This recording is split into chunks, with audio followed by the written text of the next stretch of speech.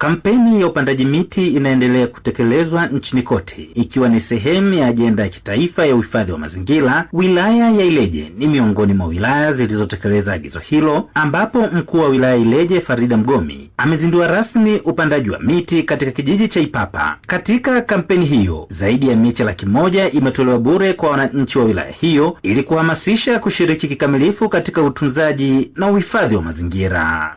Malengo ya wilaya ni kupanda miche 200, ikiwemo halmashauri kuweza kupanda miche 1,500,000, lakini mmeweza kuvuka lengo kwa 107.7 kwa sababu mmeweza kupanda mmeweza kugawa na kupanda miche 1,154,282.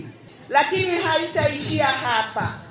Wananchi wote wanapaswa waweze kupanda miti kwenye maeneo yao.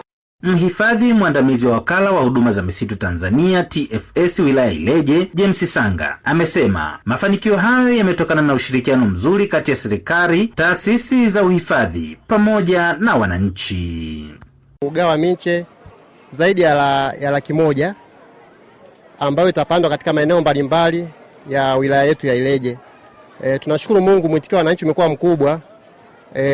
Naona wapo tayari kuungana na sisi katika swala zima la utunzaji mazingira. Halmashauri kwa kushirikiana na RUWASA na TFS, bodi ya maji ya bonde la Ziwa Nyasa, imeendelea kupanda miti katika vyanzo hivyo, ikiwa ni mikakati ya kuhakikisha vyanzo hivyo vinalindwa.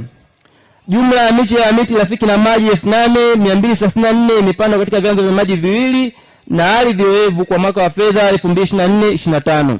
Baadhi ya wananchi wa wilaya Ileje wamesema kuwa kampeni hiyo ni ya muhimu, kwani itasaidia katika utunzaji wa mazingira ili kuokoa vizazi vijavyo. Leo nimejitokeza kupanda miti sababu pia nahitaji mazingira yangu yawe safi, pia nipate upepo mzuri, pia ni watunze hata watoto pia, maana shule pia inahitaji miti.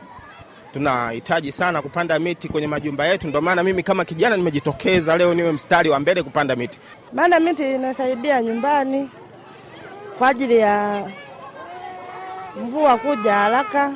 Tunaamini serikali iko na sisi na tuunga mkono kwenye hili, na sisi kama wananchi tutajitahidi kufanya kwa sehemu yetu kutakavyoweza. Ni muda mwafaka, kwanza ukiangalia kipindi hiki ni masika, ndio muda sahihi wa kupanda hii miche.